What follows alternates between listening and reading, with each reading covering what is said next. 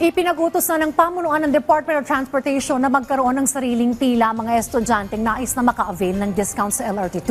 Ano naman kaya ang naging reaksyon ng mga estudyante hinggil dito? Alamin natin sa report ni Denise Osorio. Live, Denise. Rise and shine, Dayan! Kalagitnaan na naman ng week natin today at dahil nagsimula na ang pasukan, masikip na muli ang mga trend natin.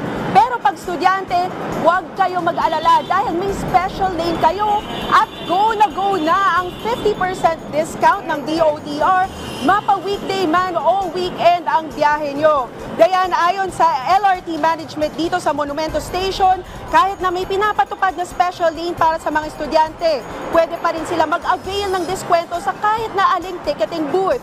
Kailangan lang nilang ipakita ang kanilang valid na student ID at bibigyan na sila ng discount. Dagdag pa ng pamunuan, karaniwang dumadagsa ang mga estudyante ng alas 6:30 ng umaga at nagbubukas sila ng isa pang ticketing booth para ma-accommodate sila. Dayan, ayon sa ilan nating mga nakausap na estudyante na karaniwang papuntang U-Belt, malaking bagay ang nakukuha nilang diskwento sa pamasahe. Malaki pong tulong po para sa amin.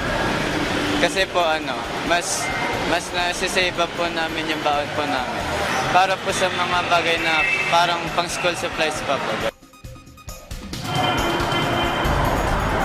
Kaya nilinaw ng LRT na para sa single journey ticket pa lang ang diskwento at inaaral pa nila ang pagpapatupad nito para sa mga beep card o kung magbibigay sila o mag-i-issue sila ng mga special discount card o load card para sa mga estudyante upang hindi maabuso ang diskwentong nakalaan para sa mga mag-aaral. Dayan? Maraming salamat, Denise Osorio.